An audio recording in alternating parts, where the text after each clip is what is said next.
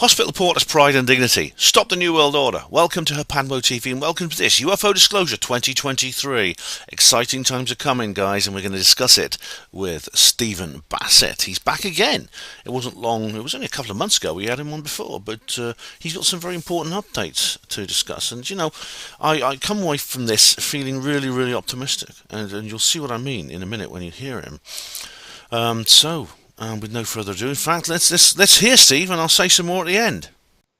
Well, ladies and gentlemen, listeners to Herpanmo Radio, indeed you might be watching this on Herpanmo TV because we are recording video as well as audio. So, I'm sorry, just get the background recorder on. Just let me do that. I'm just setting up with Steve. Steve and I are just setting things up. That's it. Just background audio, just in case that's working. Yeah, Stephen Bassett is back again. Now, it wasn't long ago. We talked before. In fact, it was program 499, which is only back in March. So how are you getting on, Steve? I'm doing fine. March, yeah, a lot has happened over on this end of the pond since we talked last, as we continue to move forward to what I'm pretty sure is going to be disclosure this year. I remember when we last spoke, you said something very exciting was coming around about May or June time, and then you sent everyone on your mailing list an email saying something really big is about to happen. So of course that's like a red rag to a bull for me. So Steve, break the news, man. I can't bear the suspense any longer. You're going to have to because I think. I've got an announcement that will be, I think, not huge, but important, but it's really the beginning of several things that are going to take place. But I still can't talk about that yet. I'll be probably able to talk about it at the Contact in the Desert conference. Now, most of the real action is happening in Washington, D.C. All right. And that's big enough. All right, we are moving forward now at an increasingly rapid pace to finally end the truth embargo. Right. Yeah, we had. I watched the Shane Kirkpatrick, who was addressing the senators, and indeed there was Kirsten Gillibrand and Senator Rosin, and no relation to Carol. And several others. I think there was just about 3 or 4 at one point. So the room was pretty empty, and there was just Dr. Kirkpatrick talking to them for about half an hour. But what did you make of that? It was a briefing. It wasn't a hearing. It was a briefing. She asked him to come in to talk to her and a couple of other members of the committee to update the committee on the progress over at Arrow. That's exactly what you do. It was her language in the 2022 National Defense Appropriations Bill that went a long ways to getting that going and getting the Department of Defense to really decide on a name and a proper scope for dealing with this subject, the UAP subject. And they went through a number of it evolved, and as it evolved, this is not unusual, the name kind of changed to reflect where they were, and some of the early names were, just a little off the charts in a lot of ways, but they settled finally on All Domain Anomaly Resolution Office. And sounds that is it. AIMSOG. It's much better than AIMSOG. Oh God, yes. And then the other one they came up with was terrible, but that's all right. I mean, they were never intended, I think, to be final. Arrow is the final name. It is not insignificant that this is what it is, because this issue begins 70 years ago or 76 years ago with the term flying saucer. That was the term that was getting a lot of the press, but that then morphed into UFO, unidentified flying object. That was pushed by the government. Right? Yeah, Robertson found, wasn't it? And Ruppel. And guess what? Unidentified flying object is a lot less inciting than flying saucer. Right? It's like unidentified. It emphasizes unidentified. Flying saucer doesn't have unidentified in it. It's like looks like a saucer and it's flying. And airlines and airplanes don't look like saucers. So that morphs into UFO, which is much more ambiguous.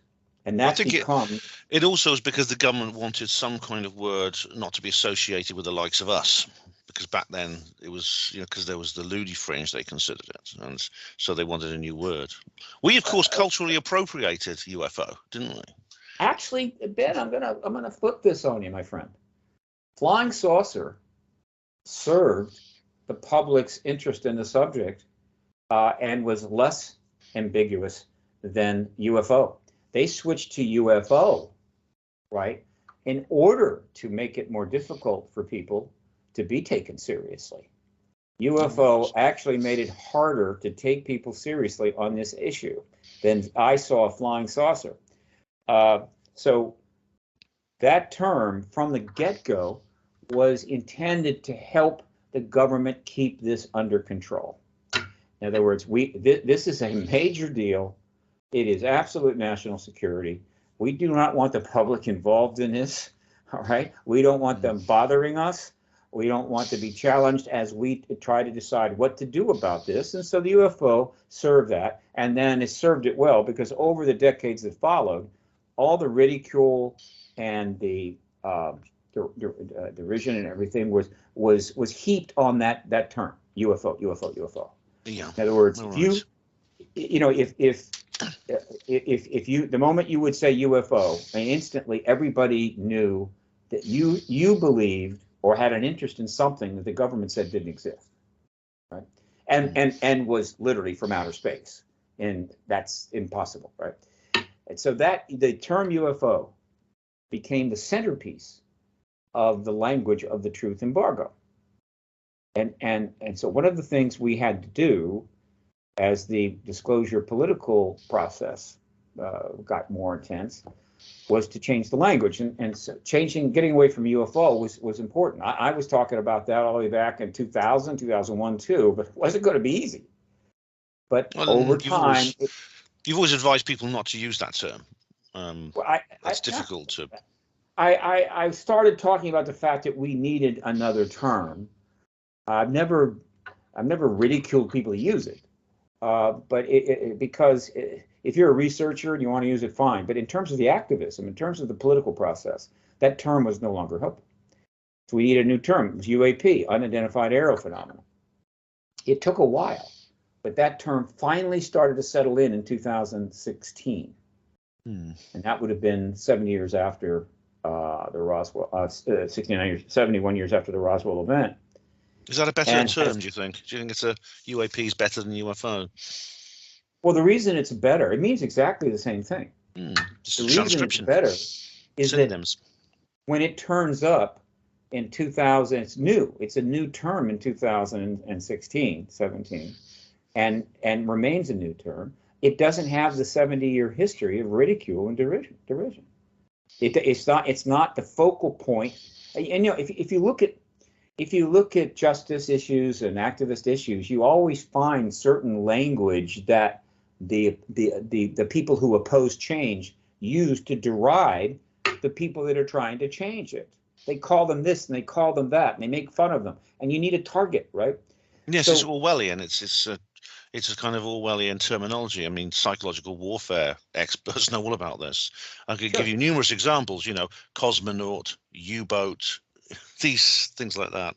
There's a lot of worse examples than that. Yeah. So what it meant is that once UAP becomes accepted, a journalist, a member of Congress, somebody working at the DOD who was speaking publicly could refer to the subject saying UAP, not UFO, and therefore able to not have to. It makes it more comfortable for them to do it. It makes it safer. The ridicule is not immediately attached, all right? In other words, they're saying there's a modern way to look at this. This is in language. It's real, and so forth. It's substantive. We're going to look at it. They're very, very, I cannot tell you how important this is. And so UAP became the term. It interestingly enough, has a couple of variations. One of those unexplained aerial phenomena, which is fine, same thing. And then recently I've seen it used as unidentified anomalous phenomena. Okay, but nevertheless, it is important. Now, so ARROW evolves to be the All Domain Anomaly Resolution Office. Why is this important? And why did anomaly start turning up? Because the transmedium nature. Because of the transmedium thing. Because exactly. they don't just fly, do they? They go underwater, in space. Well, they're seen in space, they're seen in the air, and they're seen in the water, and they're seen on the ground. And sorry, mate, I kind of preempted you there. Carry on. Sorry, I preempted you. But the craft flying around or being seen is not the only phenomenon. Crop circles are an ET phenomenon. They're anomalous. They've never been explained. I mean, some of them have been explained, but overall, the phenomena has not been explained. It's not understood how humans can do, in many instances, most instances, those agroglyphs. And then the animal harvesting. They can't all be explained by human activity. That's right. I think so. Yeah. Carry on. The animal harvesting, which centers primarily on cattle, is never been explained. It's an anomaly, and the government knows it's ET connected. And then, of course, you've got the contact phenomena, which the government also knows about. And so what you have is a series of a range of anomalous phenomena connected to this issue. And so they have appropriately ended up landing on that square. Anomaly. All domain, meaning space, sky, earth, and water. Anomaly, meaning whatever we can explain, particularly if it's connected to the ET issue. Resolution office, meaning our job is to resolve it. Okay, this is perfect, but more importantly, it has an acceptable and relatively attractive acronym. Acronyms are important. ARROW, AARO, a lot easier to say, and has a little bit of a connection back to UFO. So people that are still in that genre kind of go, okay, you're kind of letting us know that we haven't been forgotten. So that's the name of the office at the Department of Defense. Or actually cross-agency committee or cross-agency group with probably 25 full-time people at the center of it, but then hundreds of other people throughout the government who have other jobs, but also have some responsibilities with respect to ARROW. It answers to the two main bosses, which is the Secretary of Defense, Austin, and the Director of National Security, Avril Haines. I mean, that's as high as it gets. So that's where we are. And that is now moving forward in many ways, and I can talk about that as needed. Sure, great. I mean, yes, I remember Avril Haines has made a very interesting, herself has made some very interesting statements. She coined the phrase extraterrestrially, but we know exactly what she means. She is open to the idea that this phenomenon is ET. The Department of Defense also has new policy for reporting UAP or UFO, whatever you want to call them. Which allows service members to come forward more easily through the chain of command and through the structure of the bureaucracy to get it sorted out, because these are the people who are most likely to encounter these objects because they are at sea, they're in the air, they're defending the airspace, they're protecting the sea lanes, things like that. So it's Navy, Air Force especially are most likely to see these things, certainly. So yeah, I mean, I must say though, Steve, the event in Washington, it was a bit of an. I personally felt like it was a bit of an anticlimax. Just seeing two senators and Dr. Kirkpatrick, and for 40 minutes they just wrapped it up, and he didn't really say anything. There was no mention of the witness testimony and things like that, which to me was a disappointment. Again, the people who are not familiar with the ways of Washington and how something of this complexity and importance would go forward are disappointed. They want this, they want that. It was exactly what it was supposed to be. In other words, Kirsten Gillibrand, among others, has tasked the Department of Defense with doing certain things and setting up an entity. And so they wanted a briefing, an update from Kirkpatrick. They didn't want him to come in and say, how many reports have you gotten? What have you seen? What research are you doing? No, not at all. just the basics. How are things going? And also to convey to him that they would like to see things pick up a little bit. So it's a briefing. It's very stimulating. It generates news, it generates attention, and so it's useful in that regard. But we have been waiting a long time for the government to end this truth embargo, and so people are impatient. And the more people know about the issue and the more they've been involved in it, the more impatient they are. And I understand that. But I'm just trying to let people know, fine, try to be patient if you can. The process is going forward as you would expect and as it should. And it's leading one place, and that is the end of the truth embargo and the confirmation of the ET presence. All right. So the slightly parochial nature of the event in Washington, it shouldn't concern us. It doesn't mean this is all grinding to a halt in your view. Of course not. In fact, I'm glad they had it. It's very impressive that they had it. Right? On the 28th of April, I think it was, Gillibrand, who is potentially a presidential candidate. She's run for president before. I mean, she's not just another senator. She took advantage of her position as chairman of the Armed Services Subcommittee on Emerging Threats and Capabilities, which is the same committee that he came in to talk to, not the Intel Committee. She could have done that, but she's the chair of that subcommittee. And the Armed Services Committee itself is clearly one of the committees that's going to be doing hearings. She has every reason to follow up and look at this. But what she did on the 28th of April is interesting, because what she did then, she had Lloyd Austin, the Secretary of Defense, come in to speak to her about other matters. All right, meaning Armed Services Committee can actually, even a subcommittee can call for the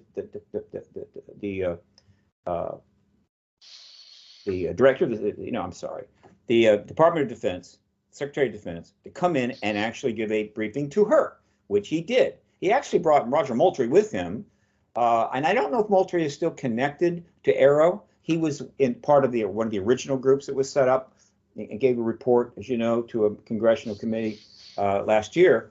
But I think he was there in his other capacity as he has a substantial position in the Department of Defense. And in that briefing with Austin, she brought up Aero and mentioned to him some concerns that the funding wasn't getting put in place at a pace that she preferred. That was the first time in history that a member of Congress in a briefing or hearing setting had posed a UAP question to the Secretary of Defense. And a lot of people just don't know that. They just say, well, doesn't that happen all the time? No, it doesn't. So she did. So that was on 28th. And now she's held another briefing with Kirkpatrick. So again, folks, you need to get ready, because this thing is about to break. What is supposed to happen, and almost certainly will happen, is that they have had more than enough time to prepare for full hearings, under oath testimony from witnesses, almost certainly military witnesses, and they could call those hearings at any time, as like tomorrow. We already know that they've interviewed more than enough military witnesses to run a hearing for a couple of weeks. So the question is, which committee will start, and when will they announce it? That's how close we are to really the last few months or weeks of the truth embargo. You know, there's been a lot of rumors about several witnesses being interviewed by the committees. They're not rumors. They are actually true. They were. Oh, absolutely. They've told us that. They've actually gone public and given interviews where they have talked about being interviewed by Aero. So it's not a rumor anymore. They're being interviewed, and the number is growing. Last time I heard it was around 12, could be 20 by now. Yeah, because there were a large number of people. Now, and indeed, we're familiar with some of them, because it's quite auspicious, actually, Steve, because this is also the 10th anniversary of the citizen hearing. I remember it very well indeed. In fact, that's when you and I first got together and produced some material for social media. And a lot of the names, the names that came forward on that particular event a decade ago Are they among the people who've been invited to talk to Arrow? A few of the military witnesses that were at the citizen hearing on disclosure at the National Press Club, April, May 2013, which is 10 years ago. I can't believe it. Yeah, time flies. Are expected to be testifying. And the two that I feel confident about, of course, is Captain Robert Salas and Captain David Schindele, who were both witness to and present when craft appeared over our nuclear ICBM flight facilities and turned all the missiles off. If that isn't worthy of testimony before Congress, I don't know. At least two. There might be. It wouldn't surprise me if a couple more turn up. We've lost at least one to death in that 10 years. A lot of the best witnesses have been dying off. And I know for those inside the government that want the truth embargo to last until the end of time, every time one of them dies off, they go, check. Okay, one less problem, check. Well, that's going to stop here very shortly. Yeah. It's really, as I said, this is a very underrated situation, and you can't really. It has to be restated. We're talking about the strategic nuclear deterrent being deactivated, which is one of the most serious defense issues imaginable. It is the most significant thing that ETs have done in our time. They do a lot of things. Crop circles is not the most significant. Animal harvesting is not the most significant. Contact is pretty significant, right? But I say what individual contact, abduction, whatever you want to call it, it is important, and we really need to know a lot about that. Eventually, I think we will. But in terms of the fundamental basis, in terms of our situation and how their presence could affect it, and in terms of long-term outcomes or even short-term outcomes for the human race, the turning off of nuclear weapons is the single most significant thing we know about what ETs do. And the answer to the why of that is at the forefront of this process. This is something where I don't think necessarily our U.S. government knows why, only that they're speculating like we are. Unless they've had direct contact with extraterrestrials and exchanged information, and the ETs have told them why, which is certainly possible. Yeah, it's really good. And forgive me, I'm going to get rid of that. Hang on. I forgot to put my phone on, didn't I? Okay, but let me be clear, and I'll be talking about this extensively at the Contact in the Desert Conference, which is coming up in just 10 days. It's at Indian Wells near Palm Springs, California, June 2 to June 4. We're expecting there'll probably be on total probably almost 1,400 people there, counting speakers. It's a major event, June 2 to 4, contactinthedesert.com. I'll be going into this in much greater length. But the nuclear weapons connection to extraterrestrials is, in some respects, the most important, how would you say, matter that we need to understand in the world.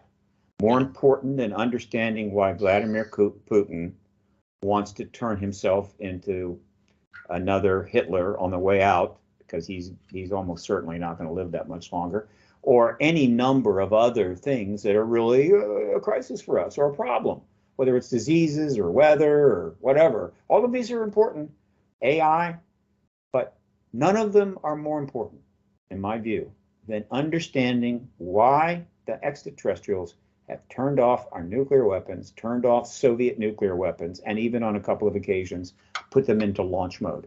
This God, I remember that, yeah. Got to be the focus, the key focus of these hearings, and it will be. There's no question.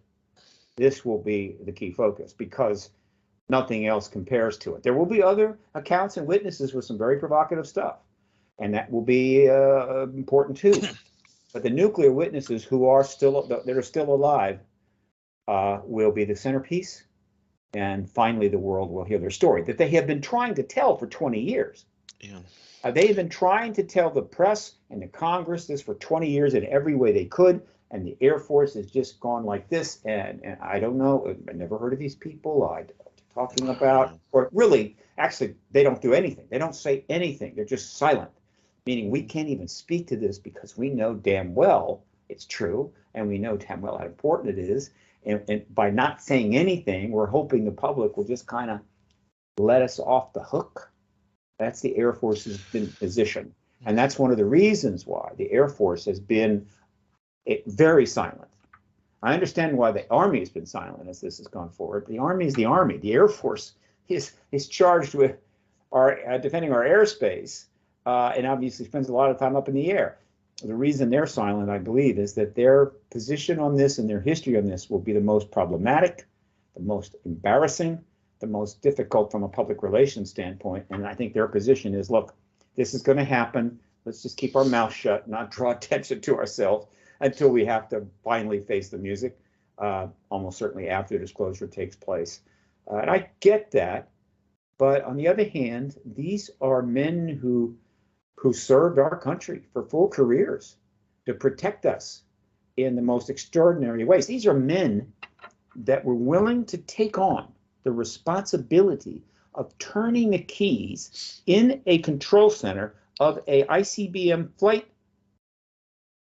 that would launch the nuclear missiles that would destroy the Soviet Union and in the process probably destroy most of the US. These are the men that took on that responsibility. These are the men that the Air Force pretended didn't exist, and the journalists really wouldn't give attention to as they gave testimony, held press conferences, wrote books, did a documentary. It was like, but these are the men I met that will be Captain Salas. testifying before Congress, and I assure you the world will be paying attention. It's about time too. I met Captain Salas. He was at the UFO Truth Magazine conference, and as you said, he was a reasonable man, level-headed, and of course, his job, it's not something anyone can apply for. I mean, he had people who call UFO witnesses crazy. This man had the most carefully controlled mental health screening that anyone possibly could, because if he got a screw loose, it'd be the end of the world. He was all very, of them very. did. Yeah. All of them did. Every one of them. I don't know how many. Robert Hastings, I interviewed hundreds of people. I don't know how many SAC-based officers, but I'm thinking it was a pretty good number. And again, they're dying off. Now, the security guys, the younger men who were not officers, who were involved in the security of the base, who were up top, these are the ones that actually saw these craft as they came down over the base. Now, many more of them are alive. But let's face it, they were not officers. They were not commissioned, I guess, whatever. And they're younger. They may still be working. And so they're much less inclined to come forward. And they haven't had to, because, again, their officers have come forward. However, once this thing gets in play, there are any number of men, and it's essentially all men, nothing shocking about that. We're talking about this early 60s. Any number of these could come forward and say, yeah, I was there and I saw it.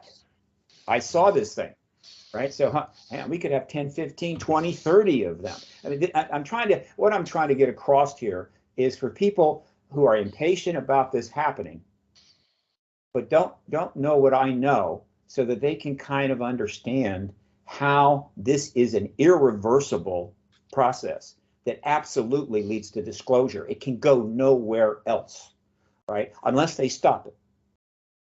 But they can't. That ship has sailed.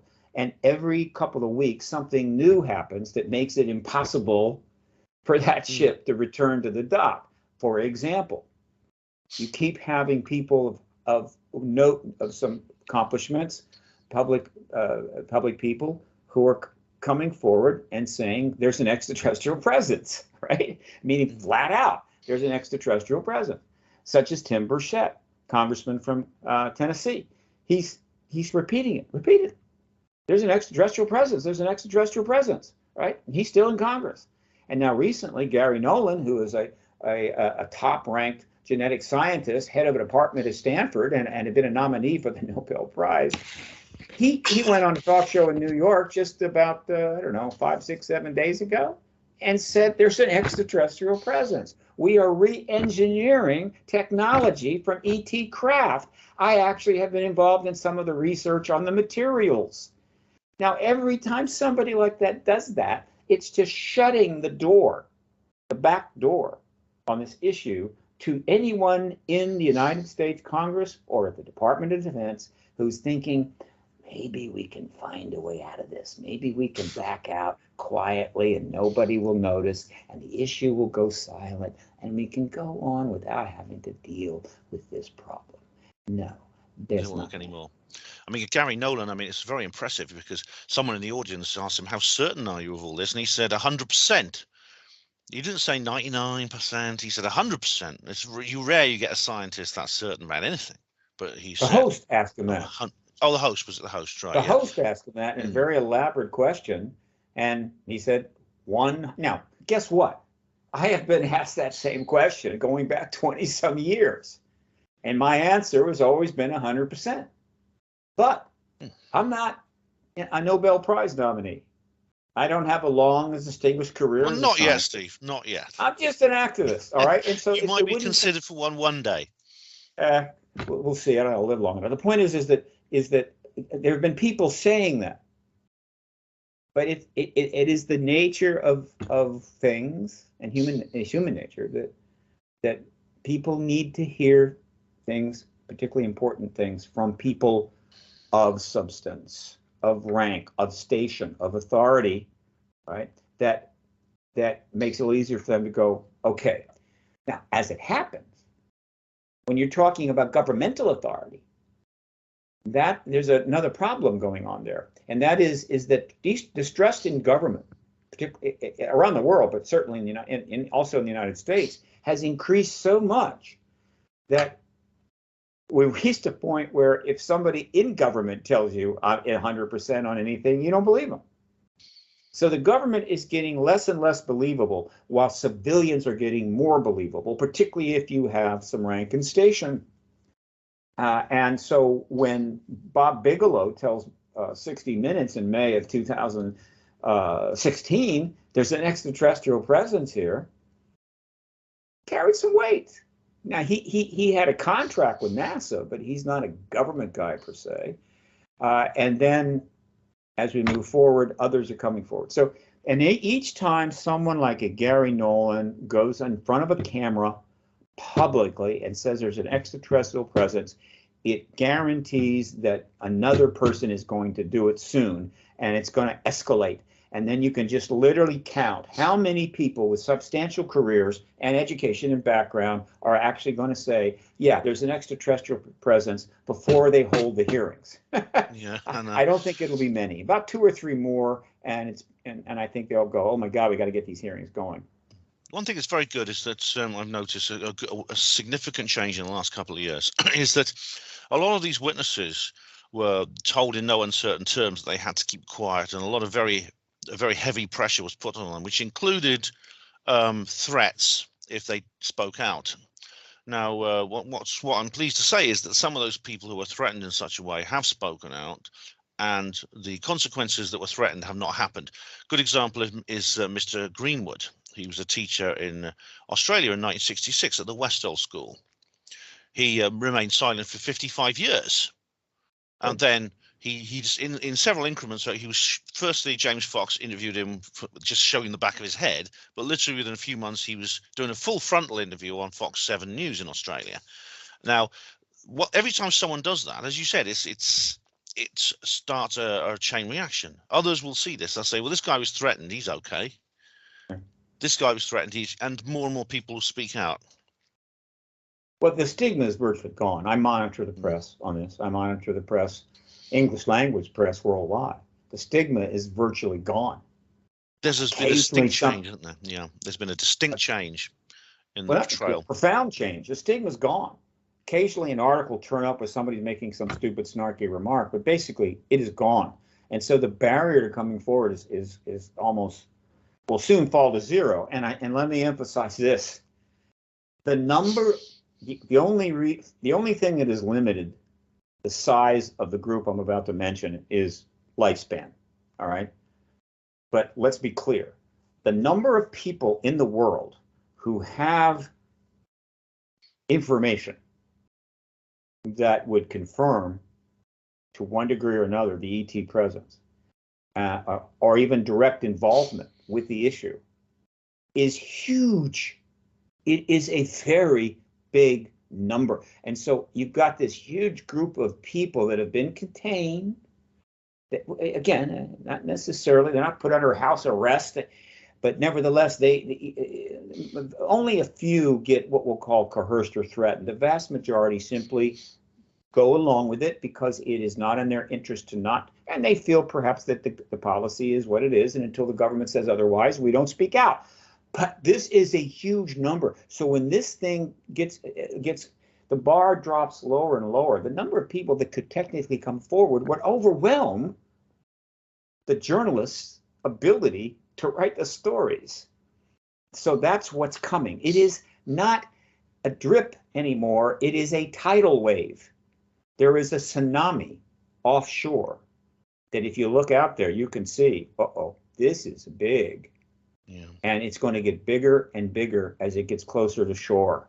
And that tsunami is the witness testimony of countless people who have remained silent but are still living. And so those that want to play games with this issue, those that want to somehow stall it some more, forget about it. Robert Salas, we mentioned him earlier, he and a number of other witnesses involved in nuclear weapons, they actually held a mini version of the citizen hearing at the National Press Club a couple of years ago, and it was really quite amazing to watch. It was well, the citizen hearing was a mock congressional hearing. Yeah. In 2010, they held a press conference at the National Press Club, and I was there, and a lot of reporters were there.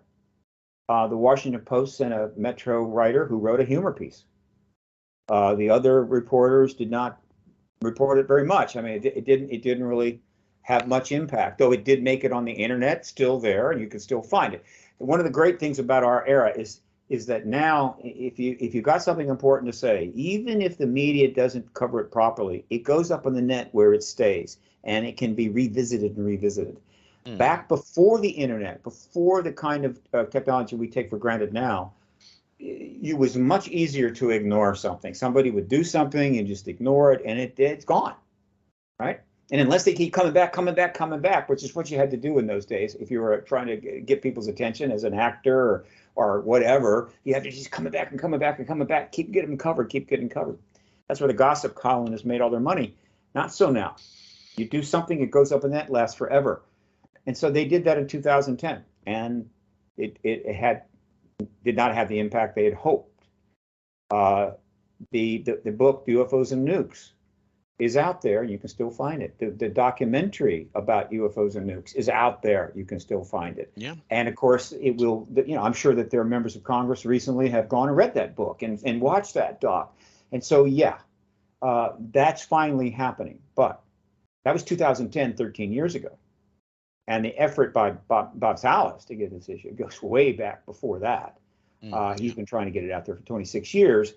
And so one of my great, one of the things that pleases me a lot is that Bob is still here. He is not a young man. He is still here. And I think part of the reason is that he has a purpose. I mean, he has many things he wants to live for, but I'm sure that this is a purpose that this man has probably made a commitment to himself, and he is going to stay alive until he sees it out. And I think that is in fact going to happen. Yeah, I think so. It is literally the way it's all gathering pace. It's all the indicators are there that it could happen any time. We could have like a disclosure any time. Another thing I've noticed, Steve, the people, the skeptics, the noisy negativists, as the late great Stanton Friedman used to call them, they seem to be withdrawing. They're losing their energy. They're going quiet. Mick West is a guy who seems to like. He used to be a big name in the UFO denial sort of skeptic community. He's hardly saying a word now, and there's a couple that are trying to rewrite. They're very craftily trying to rewrite their own history, like Professor Simon Holland. He's now sort of saying, "Oh well, UFOs. Yep, I always said they were real, didn't I?" And of course he didn't, and we can just point that out to him. But he's trying to. He can read. These people can see the writing on the wall, Steve, and they're moving up. They're trying to move up the Well, the starting grid or skeptics are trying to quiet, but withdraw. there's still those that are looking to find holes in the issue and the evidence. If you really, where they tend to be now is there's still a reasonable amount of that going on with social media. You need to go to Twitter to see this, find it. It's not turning up much in the newspapers. They're not getting much journalistic coverage. A little bit here and there, but on the social media, still playing the game a little bit. But overall, it's a fraction. And look, and hopefully what it'll end up being, if they're smart, is that this issue has got plenty of areas that need to be cleared up. No question. Not surprising, the truth in Parco is made things ambiguous and clear. It's made research and defined outcomes difficult. So there are plenty of little holes, and hopefully these holes will be filled in a post-disclosure era after confirmation has been given. But there are plenty of areas where people who want to get granular can find and find some things which help show or clarify a particular area of inquiry or some evidence, and that's fine, right? So if we have a case and there's some evidence in there that in fact is incorrect, and they go in and they clarify that's okay. And that's not skepticism. I would say that is simply research. What we've had in the past is people who do skepticism as a way of life, and they would find a flaw in some case and then immediately say that case is bogus. In other words, they're not interested in resolving it. They're interested in playing the role of the skeptic because it gets them attention. That is going away. So I don't. So with somebody who is researching something in order to, because they see a potential for a misunderstanding or misinterpretation, I don't consider that person a skeptic. I consider them a researcher, right? You don't call a scientist who is trying to examine some past evidence for a theory, right? You don't call them a skeptic. You could say, yeah, they're skeptical of, but no, not in the way we use it in this term. Of course, debunker is what is the term for a hardcore skeptic who really wants to make a career out of it. No, so I'm hoping to see people that are willing to examine and elucidate to the extent they can, if they're willing to spend the time, because there's very little money in this, to continue to do that. But just don't use these areas of inquiry as a basis to scream or yell about how people are deluded or they're crazy or it's all nonsense or that kind of stuff, because that's not science and that's not research. And these kinds of people are going away and pretty soon will probably be gone completely. Yeah. You mentioned a group of people you were going to tell me about. What's that exactly? Well, I think I've actually sort of addressed it. There's, again, individuals like Bassett and Gary Nolan that are being very aggressive and stating flatly there's an ET presence. There are more politicians are getting involved, and you've got the witnesses. So these are the kinds of people I was talking about. So we sort of got to that. Bob Salas is one of these people. And the pilots. And another thing that's an interesting development, which is, I'm not saying it hasn't happened in the past, but is now becoming a thing, and that is number of the witnesses are choosing to not just be witnesses. They are becoming activists. It's not like, I saw something, I have something to tell you, come talk to me. No. They're becoming activists. They're out there pushing the disclosure process, and that's significant. Activist witnesses. In other words, they're not only not afraid of telling their story, they're actually pushing the government on this story. And I think a couple of the witnesses have actually registered as lobbyists. There are now a number of people registered as lobbyists on this issue. It's been a while since I was the only one. And in time, there will be many more. Believe me, the post-disclosure world, you're going to have lobbyists everywhere signing up to deal with, quote, what amounts to extraterrestrial related matters in the post-disclosure world. So there'll be hundreds maybe of lobbyists on this issue because there's so many areas that are going to be affected by disclosure that every one of those areas is going to need a lobbyist to help see that it's attended to by the U.S. Congress. Must be nice to have some company now, Steve, after all these years of solitude. Solitude, but again, being a lobbyist was just a small. It was just the hook that I used to get into the field. I am looking forward to doing some real lobbying. Most of my work has been with media, which is also legitimate lobbying in a way. You can't get to the member of Congress, get to the media, and the media will get to the member of Congress. So. But I'm looking forward to doing some real actual lobbying, and I have some plans. I hope to convert Paradigm Research Group very soon into an actual nonprofit, full-on 501c3. And it will be doing a number of things, education, but also it will do a certain amount of political activism, which is permitted under the law. Hopefully that'll be soon. I'm currently based in Los Angeles. There's some media developments here, which have been long in the making, but I think are about to come to fruition. Soon I'll have an office again in D.C. and I'll be operating out of both coasts. Right, brilliant. I mean, so it's going nationwide, coast to coast. Art Bell would be very proud of you. He would. Oh, by the way, speaking of coast to coast, I will be on coast to coast with George Norrie tomorrow night, Tuesday. Excellent. Starting with the 10 p.m. Pacific time. Do the first 2 hours and have a lot more to say. Oh, brilliant! I mean, you've people who subscribe to your newsletter will know you put out the entire schedule, including this particular show. So you can follow Steve on my own productions, but also you can follow him on others. And on this, when you say post-disclosure, this is a very important point. The disclosure event will be in itself the culmination of a lot of work on our part, but it will also, I think, be the beginning of a new task, because we'll suddenly find ourselves in a position where we have to probably play a leadership role. I mean, not many people have thought about this. This is why I wrote my book, Roswell Rising, a novel of disclosure, available at all good bookshops now, price £10. And this is one of the. It's the first I heard of that. Why did you? Did you tell me about this sooner? Maybe you did and I missed it, but I'll promote that. That's cool, Thanks, man. Mate. Very good. Thank you. It's one of only maybe 2 or 3 books on this subject in the entire world that I've written, because it's a speculative fiction, but it addresses the point: what do we do? Not just when disclosure happens, because the story starts kind of when disclosure happens, really. But what effect will this have on the world, and what role do we play in that? How do we handle it? The disclosure event will be the most profound, I think, event in human history. Meaning, and disclosure, capital D, is what I defined it to be back in 2020 or 2000, and that is that when the heads of state confirm it, they confirm it, not anybody less than that. Right? It has to come from the head of state. Bob Bigelow confirmed there was an extraterrestrial presence. So what?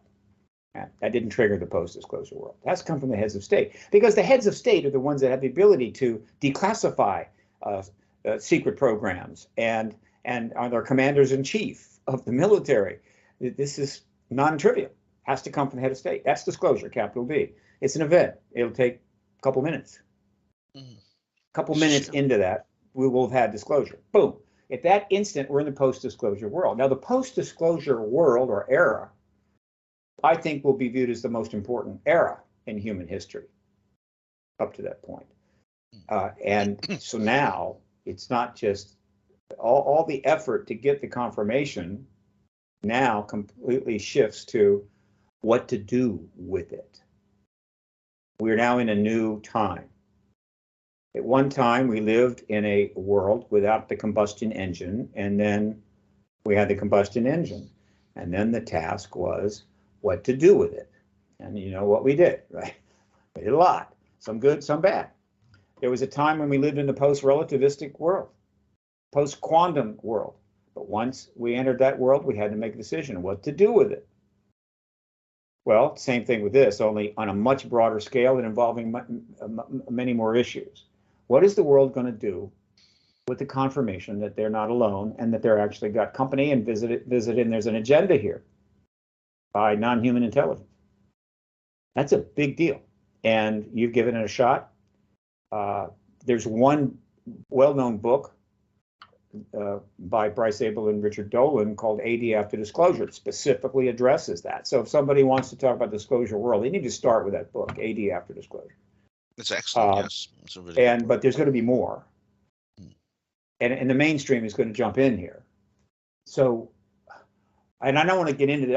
I can't get into this now, but I'll get into it at the Contact in the Desert in my lecture. Plus, I'm doing a panel and workshop and all that. But what we do with disclosure, how we respond to it, how it affects us, the decisions we make will probably determine whether or not our civilization is going to survive or not survive. I'm literally meaning that. Because right now, we don't have what I consider a survivable situation. And I'm understating that, really. I'm certain we don't have a survival situation. Post-disclosure, we do, but we have to react. We have to do things. We have to react in certain ways. But it's also the case, I believe, that we will have another event that will significantly impact our post-disclosure decisions. And that is, I believe the ETs are going to go open contact after disclosure in a short amount of time. And it wouldn't surprise me if when open contact takes place, all of their direct contact will end. That's what I would do if I were them.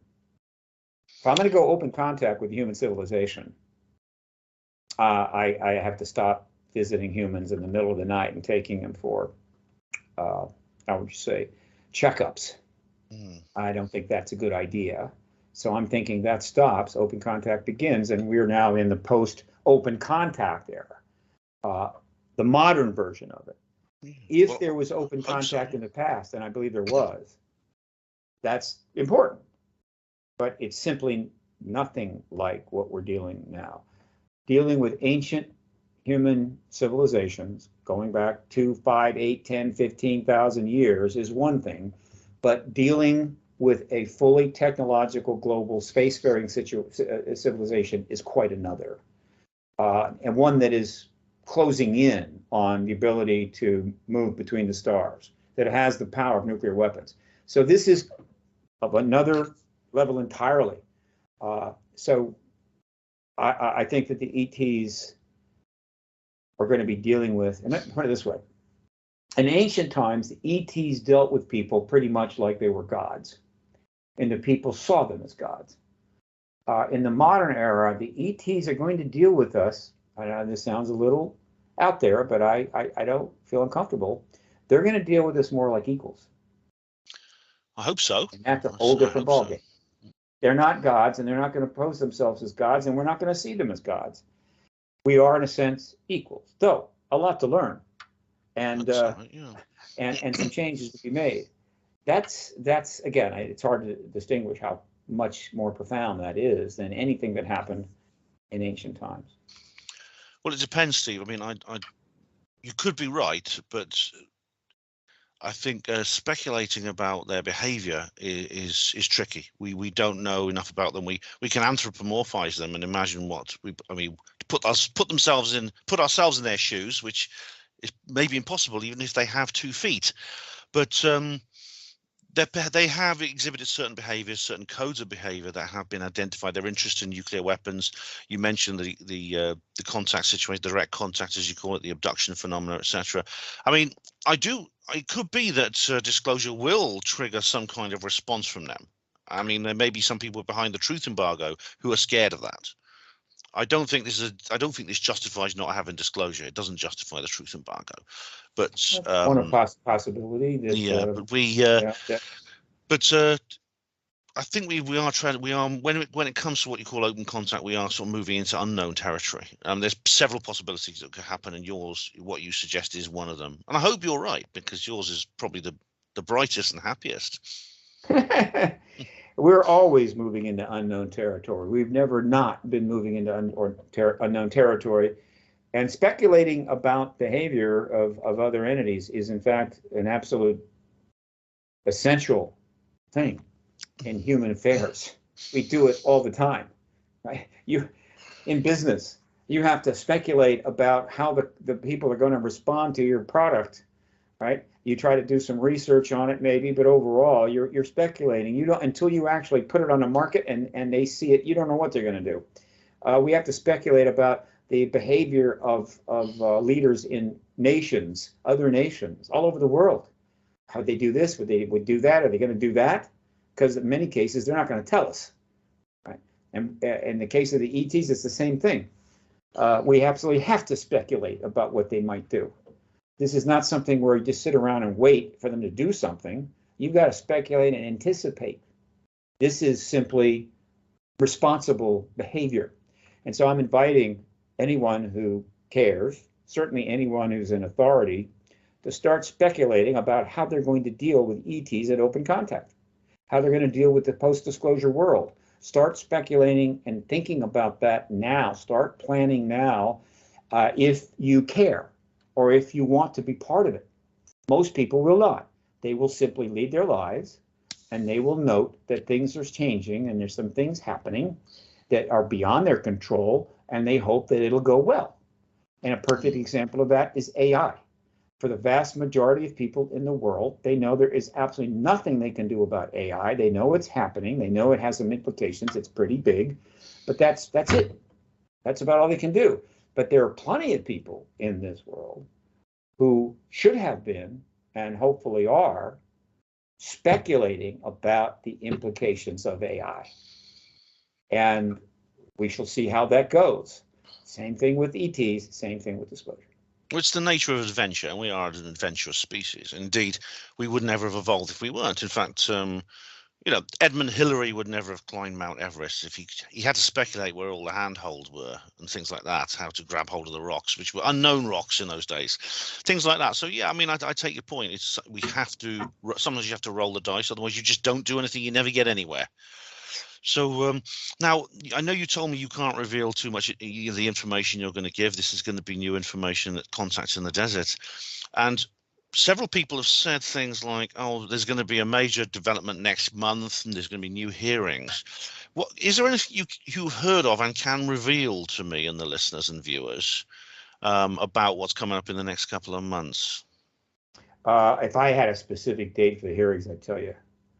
I'm not, the way I operate, I don't get people calling me up from government giving me tips, meaning, hey, Steve, just keep this to yourself. No, but I'm aware of what's going on, and so I can say that hearings could happen at any time now. Absolutely. So, therefore, they could happen. There's no clear obstacle for hearings not to happen. They've done about everything else they needed to do: the legislation, the interviews, the overall level of public awareness, statements by high-level people, former CIA directors, former national intelligence heads. It's all set. Now, there are distractions out there. I wouldn't call a hearing right now when the budget deficit issue is in play. I would wait until that's resolved. So that delays it about 8 days. The United States is thinking about defaulting on its debt, which is not a good thing. That's a list of many not a good things. I get it. So no, that would delay it. So it's not going to be for the 9 days. But once that issue is resolved, by and large, politically, the situation is favorable to moving ahead, meaning it's in the interest of the Congress and the nation that this matter get resolved before the campaigns get underway for 2024. And as it happens in our country, unlike your country, we like to start our campaigns 12, 15 months ahead of time, whereas you guys can put together an election and have a new government in about 30 days or less, and hardly spend enough money to notice. We're here, we will spend on the next election in the range of $4 billion. You spend your money on the monarchy. We spend it on our politicians. In other words, if you're the king, there's a lot of money involved in being king. In the United States, it costs $2 to $4 million to become a senator, maybe more. So that's going to get underway later this year. It is highly advisable if the disclosure event is done and out of the way before any serious campaigning begins, so that it will not be an issue. I mean, it will not be an unresolved issue hanging in the air that nobody can speak to candidly. Everybody's going to look like an idiot, right? Excuse me, you want to be a senator? What do you think about Tim Burchett saying there's an ET president? I don't know. I mean, the Defense Department still says that there's no evidence. I don't know. Do you know who Stanton Friedman is? Stanton who? No, it's going to be like that. It's going to be a fiasco. On the other hand, if they get it done, then all the candidates will have time to go read all the good books. Go to the FBI site where huge numbers of documents are actually been there for some time about this issue, or the CIA site where there's a whole bunch of documents they put up. Right? I find that amusing, and read those and get up to speed so they can speak intelligently to the issue. Everybody wins. So they have a real powerful reason why, as soon as possible, and again, not until the debt issue is resolved here, they need to hold those hearings. There is no reason that I can think of why it would be better for them to not hold them. I could be wrong. I don't see it. Yeah, it's the more things are going on as the pace increases. I think we're getting close to a point where it's far from slowing down. It's actually things are accelerating and they're getting more exciting. And now, unfortunately, I won't be able to get to the Contact in the Desert event, Steve. But what date is it actually taking place? It's a weekend, isn't it? Well, it's June 2 to 4, Friday, Saturday, Sunday, and then on Monday they have what are called the intensives, where there's a few speakers stay on and they hold 3-hour events. Those cost more. Contactinthedesert.com is the website.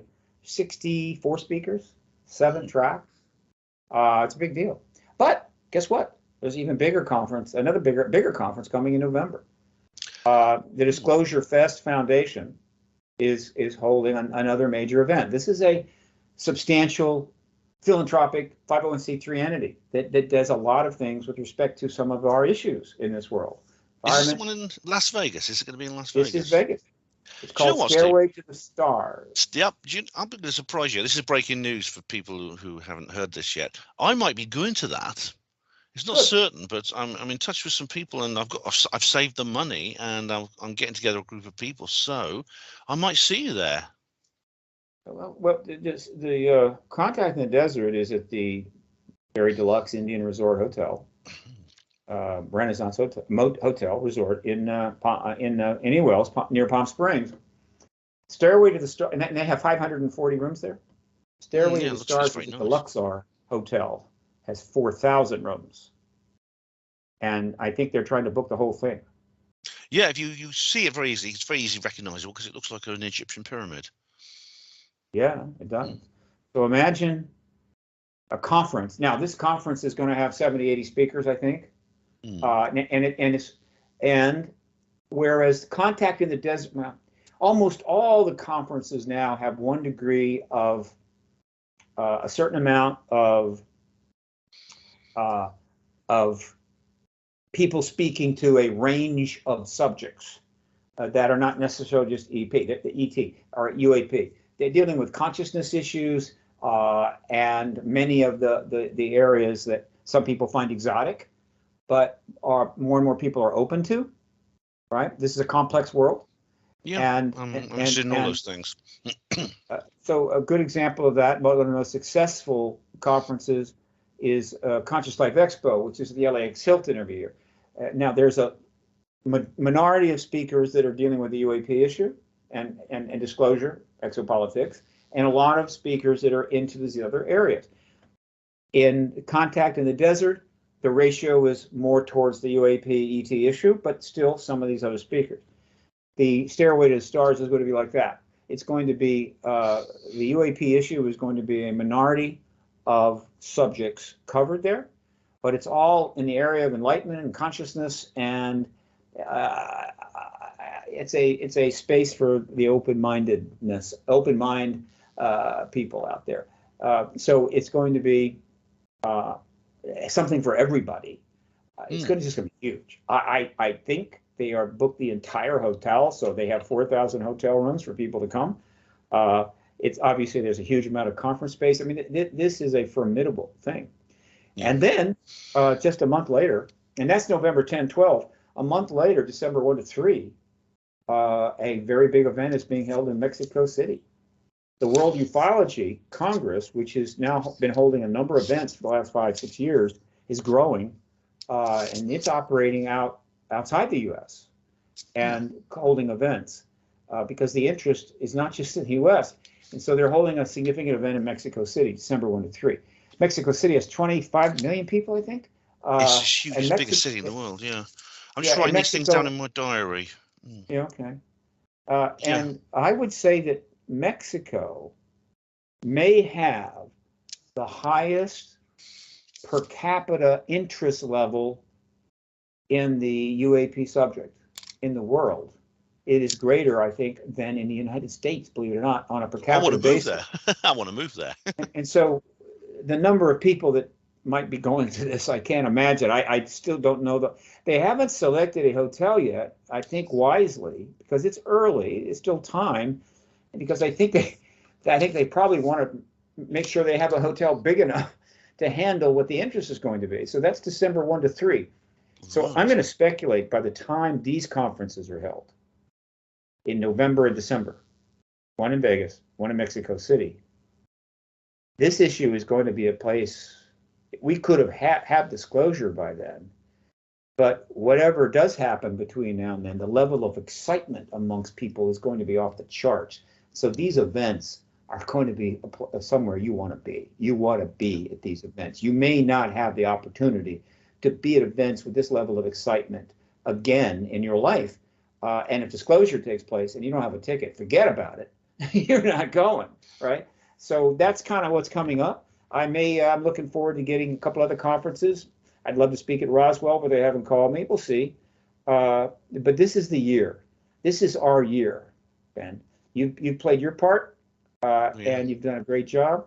The UK is obviously taking a backseat to the US, though Nick Pope is representing it well. He's everywhere. He's a main person on Ancient Aliens. He's on Unexplained. So he is the UK representative to the general world on this subject now. Your government is not saying much. I get that.